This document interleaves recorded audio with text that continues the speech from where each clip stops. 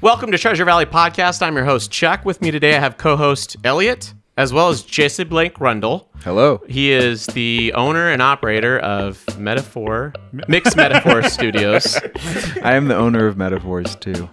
You have both of those. And we're going to talk about your songwriting, which is obviously contains some metaphor. But Mixed Metaphor Studios, we're working together with Jesse to bring you the Treasure Valley Live series as of recent history. We just recorded one, and we'll be posting that very shortly.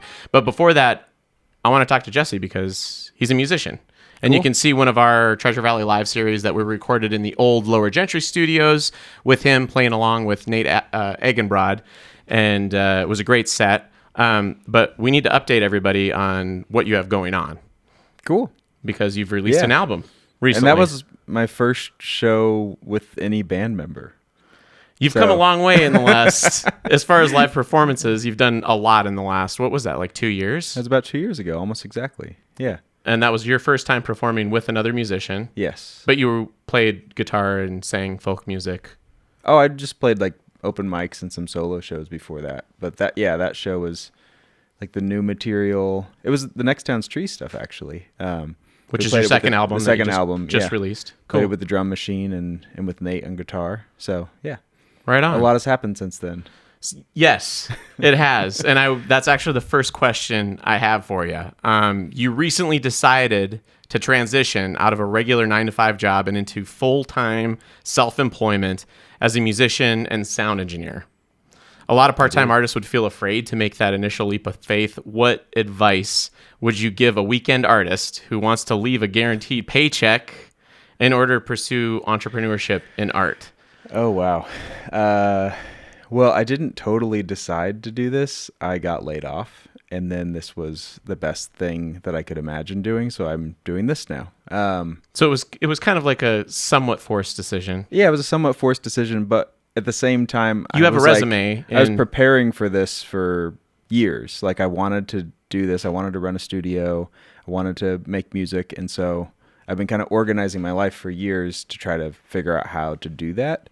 So when I got laid off, I already had the studio here. Nate and I built it together. He had moved, and he and I had talked about kind of going into business together at some point and like running the studio together. And then he moved, so then it was just up to me to do it, which is both great and sad because he's an awesome collaborator and awesome engineer.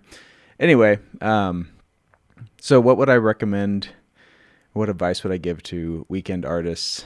Because it's terrifying. It's totally terrifying. I thought about it for a while, and then somebody offered me a job at a company that I'm not going to name because they are not a sponsor of this podcast. But it was like it fell on my lap, and It's I was HP. like, He works at HP. "Oh my gosh!" Now they have to sponsor it, right? Yeah, exactly. I guess I They could did just product placement. Yeah. Where's the weasel printer? them into paying for part of this. But it was just easy for me to slide right into there because it's like it's every paycheck, it's a certain amount, and then you can plan. Yeah, that's really, really nice. So it's definitely, there's a lot of fear. Like that doesn't go away just because I'm doing it. It's like a lot of second guessing myself before I did it. And then once I started, it's like, oh no, like I don't have anything scheduled for 4 days, or I don't know when my next booking is. What am I doing? I'm just like sitting on the couch playing guitar. Like this isn't going to feed me. So it's still scary. But it's also great. And I just, good things have been happening. I've recorded a lot of musicians in here so far, and that's been a lot of fun, and been going to a lot of shows and open mics and meeting more musicians and just trying to find the people that this place is a good fit for. The people where, I have an affinity with them musically, where we kind of like the same types of things, and it seems like we could make some good art together. So been meeting a lot of those people and getting referrals from other musicians, and it's going really well. So what is the perfect Mixed Metaphor customer then? the perfect. Millions of dollars to spend. Minimum. Yeah. Minimum Liquid millions. capital of $250,000. Right. With half of it up front. Yeah. And no guarantees on any delivery. That's letter A That on the would be list. great. So, but what's like the first thing, number one, then on the list? I mean, I think that this room is special. It has some, it's a fairly small room, but it's big enough to do drums. And You can see the room. If you're listening to the podcast, just turn on the YouTube video, which the link will be in the comments, because you'll want to see the room. Because you'll see the whole room. We're filming it. We're filming it right now Yeah, in yeah. the location. Also, the Treasure Valley Lives will take place in here from here on out. Yeah, too. same the next one. Yeah. So the room has like a particular sound. It's great for acoustic instruments.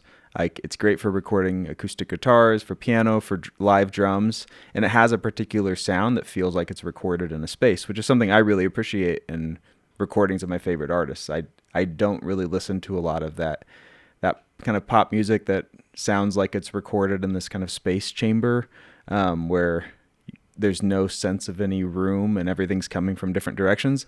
Some of that music's great, but that's not really the things I tend towards.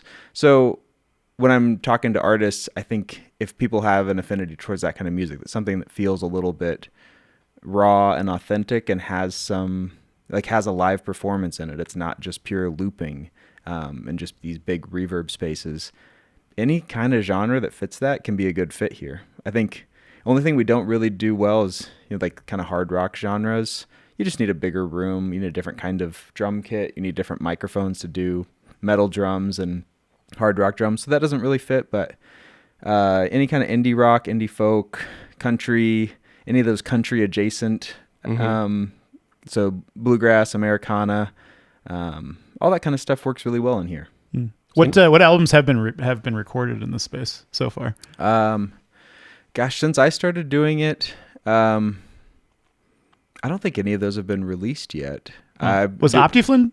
Optiflin recorded in here right before Nate left. So that was the last thing. And actually, one of the songs on that album I recorded in the second bedroom in there. It was like while Nate and I were building this space, I set up a little studio in there and recorded that song, Edge of the Midwest, in there, which is really fun.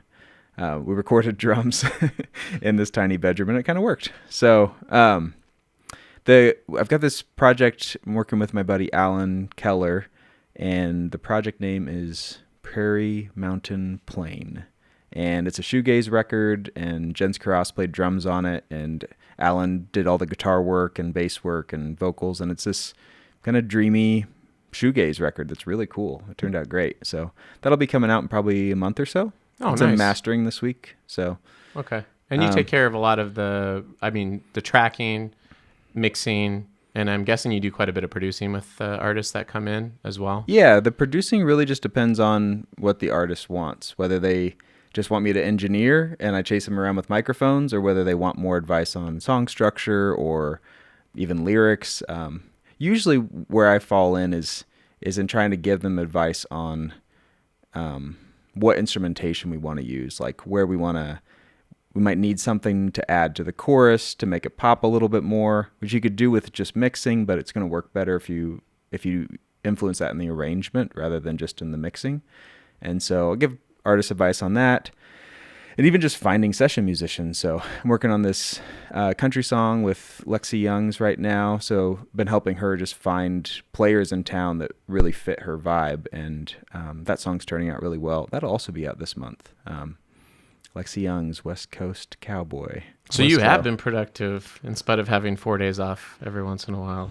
Recorded a lot. And there's a lot of artists that come in here that don't have big ambitions to be famous or write the best song. They just have been writing songs for a long time and they want to get a good recording of it. So I've got some folks who have come in to do that. They're just recording guitar and vocals live and basically just sharing those recordings with friends and family. And then I've had a few like parents come in that want to record their kids' songs. So a couple, like these two, I think it's like 17-year-old girls came in and they sang this duet together on a ukulele, and it was real cute and it turned out great. So do all sorts of stuff. Right on. Yeah. I kind of want to talk about your creativity, actually. Okay. I'm going to jump around in my list of questions. Hopefully that doesn't...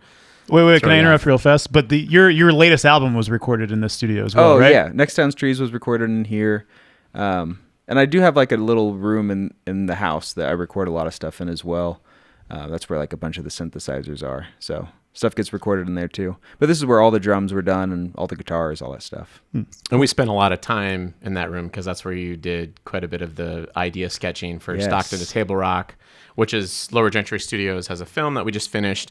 Jesse recorded the score for that. And I kind of want to talk to you about that. Okay. Because we talk about creativity as being an iceberg. Sometimes the stuff that you share publicly or that you release is usually about 10% of the stuff that you actually sit down and do. Most people, most artists. Seeing you write the score for our film, Stockton to Table Rock, I was lucky enough to see your organization of musical thoughts, and I was really impressed. Can you share a bit about how you come up with musical ideas and how you organize them for later? And I want to know this, and I want to hear a little bit of your explanation because it was really good. I have a journal where I just like put a date on there. And so as soon as I put it in there, I don't remember the vibe. I don't remember what's going on. I have to like go back through hundreds of things. Right. If I'm like, I think I did this right around this time, and then it's a mess. Okay. But yours is pretty legit. I've been doing it for a while. I do video of everything. Okay. Because I play guitar in lots of weird tunings and capos and weird finger positions. I don't usually know what I'm playing.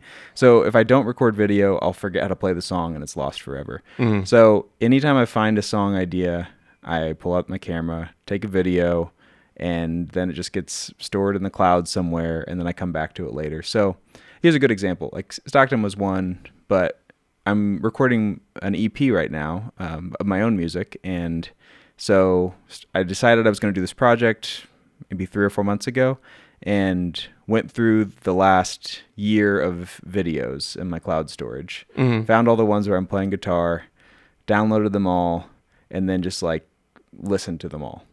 Yeah. So I'm just driving around listening to them all, and then I started identifying ones where I'm like, oh, there's a song, or there's an idea, or there's like a guitar part that I might put somewhere else, and then just make a big old spreadsheet, and I rank everything, and then it just gets narrowed down from there. So You like spreadsheets. I do. That's part of your experience working in private sector, I suppose. Huh? I don't think I like spreadsheets, but I'm very comfortable working in spreadsheets. You use it as a tool. I'm not doing some like algorithmic scoring which I could do, I guess. That'd be kind of fun. Like, you could rate the quality of the song, like, try to make an album be filled with enough fast songs, slow songs, happy songs, sad songs. I guess you could build an algorithm for that, but that's not very interesting to me. Yeah, but it was really cool to see how in Stockton you ended up with that spreadsheet of a whole bunch of different ideas, which then transformed into a spreadsheet of musical cues, which was super helpful for me to insert the music at the right time, and the BPM and the key and all that stuff. It was so well organized on the tail end that I don't know. It felt like that must help your artistic creativity process to not have to have that in the back of your mind. Is that? Yeah, for sure. I offload that because like the actual Logic session for Stockton is a total cluster. Like it is. Yeah, it is a messy. mess. So the spreadsheet's very organized, and the spreadsheet gets updated regularly. But the session is like 1,000 musical ideas, and I don't know which ones are gonna come alive and which ones aren't. And so that's the messy part. And then you got to have some kind of structure or it just never gets done. Do you have any advice for people if they get offered the job of scoring a feature film? Organizational or otherwise? Don't work with the Norton brothers. What advice do I have? No, we're great, right? Oh, you're great. Good. I would actually say work really close with your production team. Because you're going to come up with ideas that might be fine ideas, but they don't fit. And they might not fit because they're bad, and they might not fit because the director has a different idea. And that's just how it goes. It's a true collaboration, and you're not in charge. So, yeah, work really close with your director. And I just did a film score with Jodine. What's Jodine? Jodine Revere.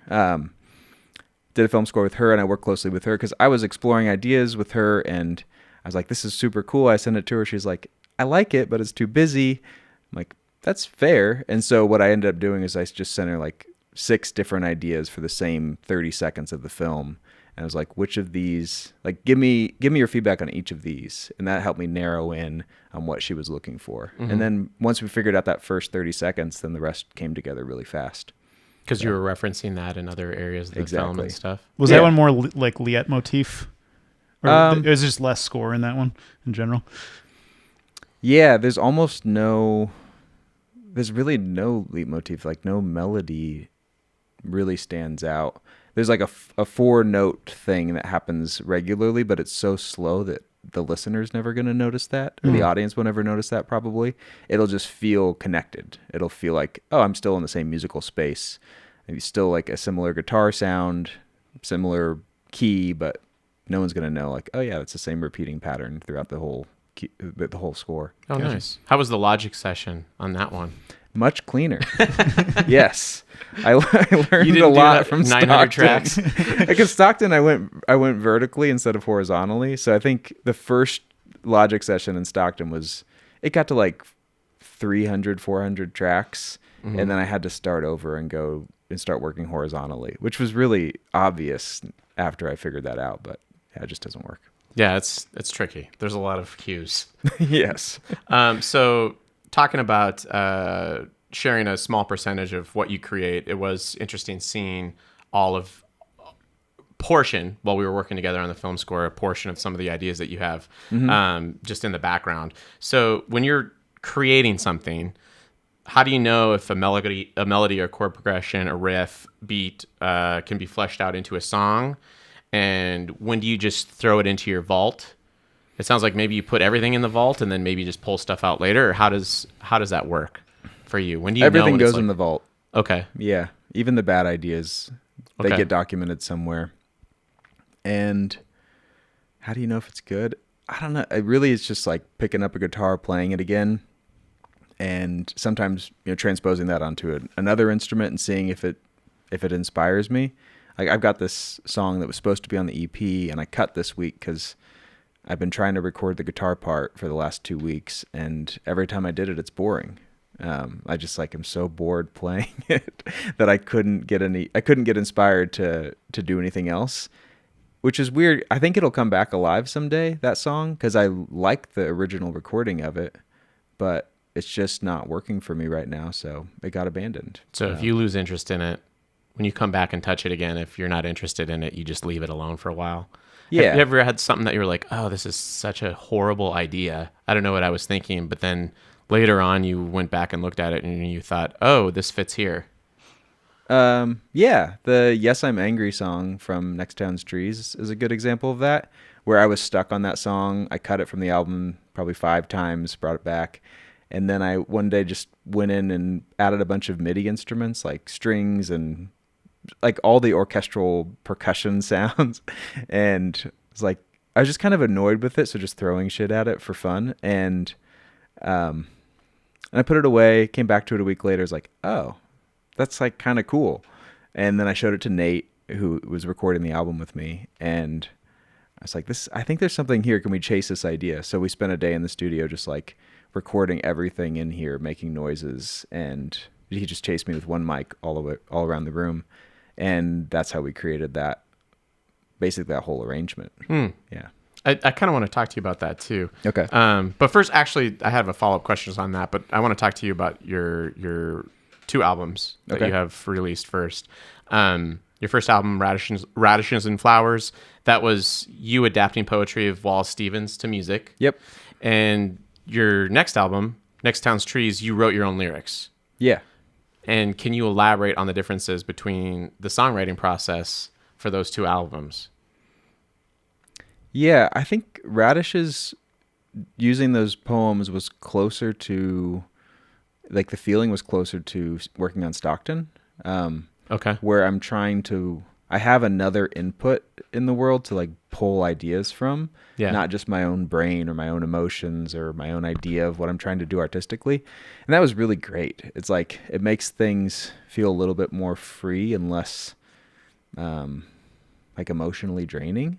Okay. And so working on Next Town's Trees, there's a lot of very personal songs, and sometimes it's just really hard. Like, do I really want to produce this song today where I'm like digging into this like memory, which, maybe the lyrics aren't always super explicit, but for me, they like bring back a very specific memory often. Yeah. So that's just there's a lot more weight involved in that. I'm finding that with this EP as well. There's a lot of very personal songs, and some of them are just hard to work on. I have to be in the right mood.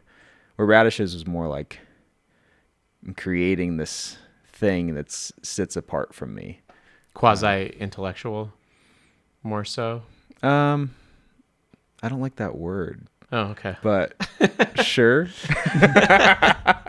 We could debate that one. Yeah, I suppose. I mean, obviously, reading poetry evokes a certain amount of emotion. Yeah. But there's a degree of separation there, are you kind of Yeah, saying? there's like separation. I mean, it's like, there's a lot of artifice in making art. And some people it's more direct and expressive, or like self-expression, and some people it's more artifice. Like David Bowie's a great example, the one people always point to. It's like he created this character, and the character is the thing singing, not David Bowie. So that's more like the Wallace Stevens project for me. I'm embodying this character. It's not intellectual it's not analytical. It's still emotive, but I'm not being myself either. Yeah. The same way like an actor wouldn't really necessarily think of their enterprise as 100% intellectual. There we go. Even though it does have craft behind it, which is sometimes more intellectual. That makes sense. Yeah. That's a great example. Right on. And how did you feel about the process of writing lyrics? When did you start to dive into that hardcore? Because obviously with your first album, if you were pulling, and you took the poems, you didn't take the poems verbatim, right? Obviously, because you needed to restructure the poetry into a way that makes sense into a song. But then how did that inform your lyric writing, your poetry reading? Obviously, I would imagine, and just figuring out how to take your words and put it in the music. I mean, that was really intentional. I'm trying to think like short version of this story. While I was writing Radishes, I was like, oh, I really want to do this music thing. Like, this is great. Yeah. But I'm not going to be like the poetry guy, the guy that just takes other people's poems and sings them, because there's something super cheesy about that. And now we're moving on to Shakespeare's sonnets. Number 1. Yeah. I really like it. I love that project, but that's not the thing I wanted to do forever. So I started writing a lot. I just like made a daily practice of writing, and I took this poetry class with a BSU professor, Carrie Webster, and a bunch of local poets that were just incredible, and finished a little chapbook of poems, and that kind of got me back in the practice of writing and editing. And since then I just kind of kept that up. So I have reams of poetry. I have more random poetry that will never see the light of day than I have songs, for sure. And so when I'm looking for lyrics, I go back into that stuff usually. Okay. Yeah. So you have your separate lyric creation process outside of the music creation process. Yeah. And sometimes that's not true. I guess sometimes it's like I sit down with a guitar and start singing. But usually if I do that, it's like the most trite, boring, cliched thing in the whole world. That you can then go and change the metaphor that you're using to something that hasn't been said a million times over. Yeah, it just doesn't usually work. There's a mumble method. I don't know if you guys are familiar with that, but the mumble method is basically rooted in the idea that melody is the primary thing in music. Like, the lyrics matter for sure, but the melody is most important. Only there's not that many good melodies over any given instrumentation part, and the melody also guides you to lyrics that make sense. It doesn't make sense to sing certain things at a certain melody. Mm-hmm. So I usually start with melody, and then I go looking for lyrics. So you speak in tongues while you're singing, or while you're playing guitar. Yeah. And then you're like, I'm going to translate this into what? Yeah, just say I was meant to this say. This babble kind of sounds like, yes, I'm angry. Didn't we talk about phonemes recently? Oh, yeah. Yeah, you just say a bunch of phonemes. You're like, there's an F sound here. Yeah. Fun of what the fuck, what the fuck. Yeah, it's actually more like Star Wars speak. Yeah, exactly. Jabba the Hutt. Yeah. To do a Jabba the Hutt impression and then translate it back into English.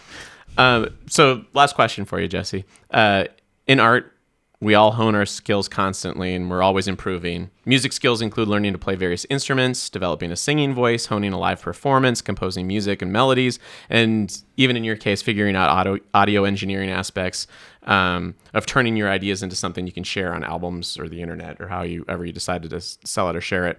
How do you decide to focus your energy on improving your skill set, and which areas of music and music production do you feel most accomplished? I want to ask you that because I kind of think of you as a jack of all trades, being able to write your lyrics, write your music, essentially play a vast majority of the instruments on your albums. Yeah. Mix it. I'm pretty sure you did quite a bit of the mixing, or you might have outsourced it on that one, or. Yeah, I did the roughs and then sent them off to a pro. Yeah, So- but you have all those areas. Like, where do you focus your time?